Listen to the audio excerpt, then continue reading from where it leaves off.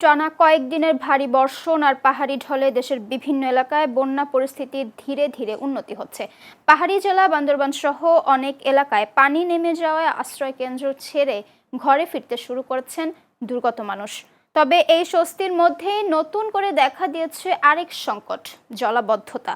দেশের বিভিন্ন শহর ও পৌর এলাকায় সামান্য বৃষ্টিতেই ডুবে যাচ্ছে সড়ক, অলিগলি আর বসতবাড়ি। বন্যা কমলেও নগরবাসীর দুর্ভোগ যেন কমছে না। বিস্তারিত প্রতিবেদনে।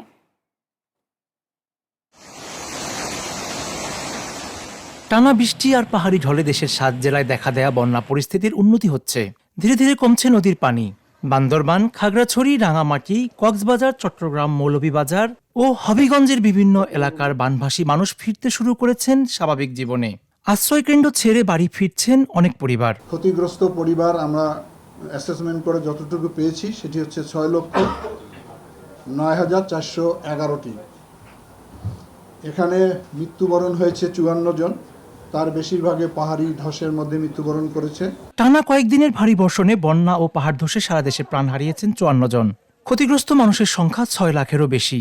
এছাড়া ১.৫ লাখেরও বেশি পরিবার এখনো পানিবন্দী। স্বাস্থ্য মন্ত্রণালয়ের পক্ষ থেকে আমরা প্রথম রাত থেকেই আমাদের মাঠ লেভেলের সমস্ত কর্মকর্তা কর্মচারীদের ছুটি বাতিল করেছি এবং তারা প্রত্যেক আনন্দের সাথে মাঠ লেভেলে থেকে ইউনিয়ন লেভেল পর্যন্ত আমাদের যারা কর্মী আছে তাদেরকে সজাগ করা হয়েছে। তারা প্রত্যেকটা মানুষের উপর দৃষ্টি রাখতেছেন। বন্যার পানি কমলেও অনেক জায়গায় এখন বড় উদ্বেগের নাম জলাবদ্ধতা। সামান্য বৃষ্টিতেই বিভিন্ন সড়ক, আবাসিক এলাকা ও ব্যবসা প্রতিষ্ঠানে পানি জমে ব্যাহত হচ্ছে স্বাভাবিক জীবনযাত্রা। বাড়ছে পানিবাহিত রোগের ঝুঁকি। আমরা চলাফেরা করাই না, গরম পানি, চলেন পানি, আন্দার খাওয়া ভদ্র, বাথরুম পানি, টিউবওয়েল পানি নষ্ট, টিউবওয়েল পানি আনলে ঘুরলে খান যায় না, তাহলে কিভাবে খাওয়ার পাই আমরা? আমরা মনে করেন যে এই পচা পানির মধ্যে বাইরে বেরোতে পারতেছি না, আমাদের বাচ্চা কাচ্চাগুলো স্কুলে যাইতে পারতেছে না। আমি অনেকদিন যাবত এই মাদ্রাসায় যাওয়া আসা করতে পারছি না এই পানির সমস্যার কারণে। স্থানীয়দের অভিযোগ, অপরিকল্পিত নগরায়ন, অপর্যাপ্ত ড্রেনেজ ব্যবস্থা, দখল হয়ে যাওয়া খালনালা এবং পানি নিষ্কাশনের পথ বন্ধ হয়ে যাওয়ায় বছরের পর বছর এই দুর্ভোগ পোহাতে হচ্ছে। ড্রেনের সামনে, কালভার্টের সামনে মাটি ফেলায় ব্রড করে আমাদের ড্রেন করে দিচ্ছে, বন্ধ করে দিচ্ছে, এবং কি খাল পরিষ্কার না করাতে পানি আমাদের বের হতে পারতেছে না। এদিকে জলাবদ্ধতায় ক্ষতিগ্রস্ত এলাকা পরিদর্শন করে দ্রুত প্রয়োজনীয় ব্যবস্থা নেওয়ার আশ্বাস দিয়েছেন স্থানীয় সংসদ সদস্য। ইতিমধ্যেই পৌরসভার নির্বাহী প্রকৌশলী সহ আমরা বসেছিলাম। আমরা হয়তো আগামীকালকে আবার বসবো।